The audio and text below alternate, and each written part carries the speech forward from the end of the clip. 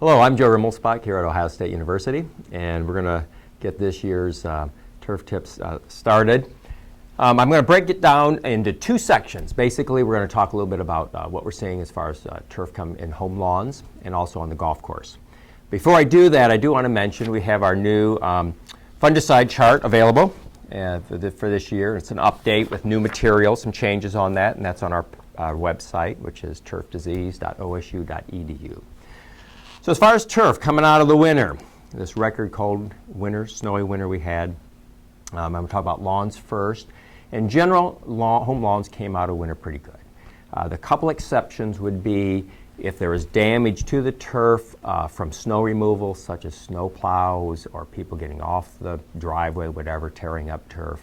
Those areas will have to be repaired, which can fairly easily be done. Of course, the big problem will be they're prone to weeds and problems throughout the year.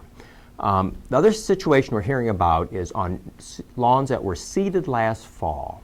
If they weren't mature enough, many of those have a lot of dead grass areas. We had one situation in the Cleveland area where we got a nice sample in photos, beautiful lawn put in, a blue rye lawn put in last fall, looked great going into winter, and it got pummeled with snow mold. And it wasn't just the leaves that were damaged, it was actually killed. And so probably 25% of that lawn was dead, and they're going to have to do extensive renovation. But in general, lawns are coming out, and people are starting to mow. Now the golf side's quite different, and what I'd like to say there is the main problem we're dealing with there is the annual bluegrass, Poa annua, and the concern mainly is focused on the golf greens. And this is quite variable throughout the state. However, this is the major concern. Symptoms that we're seeing on the greens kind of are broken down into two aspects. One are just individual patches of Poa annua that have been affected on greens, different biotypes, versus large areas of a green. And I'll talk more about those as we go along. As far as the patches, here's a couple samples. I think Brian has some photos of these. What we're seeing on many golf courses are patches of Poa that coming out of winter had kind of a bronzish or tan colored. And then we had other patches that were more of a kind of a gray or a white color, and the turf was less rigid and slightly more matted down. These samples here were taken a week ago today. We brought them in from a Central Ohio golf course. They're patches of Poa annua, 100% Poa annua. And this is what the tan one has, and we put it in a growth chamber. It has a lot of new shoots coming out of it. I was very optimistic thinking we'd have 100% recovery, and we're not seeing that yet. And if you pull plants out of here, most plants are alive. They may not have any green shoots at this time, but they have the base is white, the crown's alive, but they have a very fragile root system. There may only be one or two roots. So to me, the $64 question is how much of this is going to really recover. Hopefully in another week of warm temperatures, we'll know that.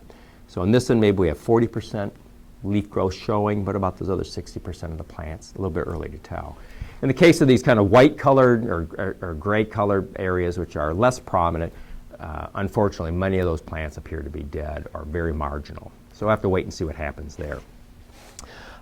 So that's kind of our current condition. And on some greens, we have large areas that are dead or really look poorly. Most likely, there's going to have to be a lot of renovation in those areas. Hopefully those are minimal in number and size, but those are going to need extensive renovation.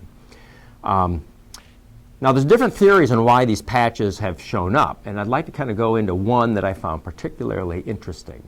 There's one superintendent who's going to try to overview these dead patches or declining patches with where he has a global positioning photographs of snow rollers. He thinks that maybe the snow rollers were on top of these patches and caused these patches to show up. So, but the point is, last year we had all these harsh winter conditions, a lot of unusual situations, and there doesn't seem to be any real rhyme or reason on where these are showing up. One trend is areas of greens that were drier. A few people that said where they did a lot of hand watering on greens, knobs, high areas, they tend to see more Poa struggling or damage. Other golf greens, it was more like where there was no snow cover during when we had the vortex and it really was cold. So it's quite variable, and we'll just have to see what happens. The final thing I want to talk about is what do you do with these things? You know, how do we maintain these things? What is our kind of our crystal ball? Many people are trying to do very little, and I think that's a wise position. Sometimes less is more. And the key thing is these are fragile systems. Let's be very cautious on what we do.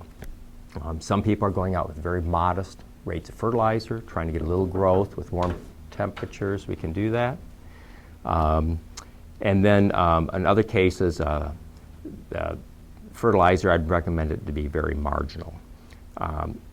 Other things that people have asked us about, we're using colorants and different pigment materials. In those cases, we're recommending to not be used. You want to see what's happening. You don't want to be masking over things. You have to have clear vision. Culturally, some people are coring, spiking, things of this nature. You know your greens. You know how they respond to these practices. You're going to have to follow your instinct and your history of what works and doesn't work.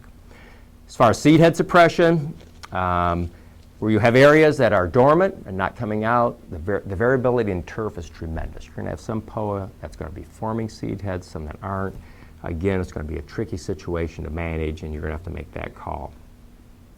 And then finally, on diseases, what I want to mention is because of the situation, there's like 3 diseases you need to really be kind of aware of. One would be pink snow mold. If we have continued wet, moderate temperatures, that can flare up, so make sure you're protected there. Another question we're getting is with summer patch, which application timing will be coming around soon if we stay warm. I'd advise you to stay away from anything that's going to affect the growth of the POA. So anything that has a strong growth inhibitor effect, some of the DMIs, you're going to have to be cautious there. I'd shift to some other fungicides that don't have those properties until you know the health of your turf. The final thing that I'm concerned with would be anthracnose, and that would be because we have this weak poania, it's a secondary organism that comes on a weakened turf. If you have any history of this, be vigilant and again, maybe be preventative on those applications. So with that, I want to wish you good luck. If you have any questions, please contact us. We'll be happy to work with you in any way. Enjoy the Masters this weekend, and we'll keep you posted on things the way they're developing in the future.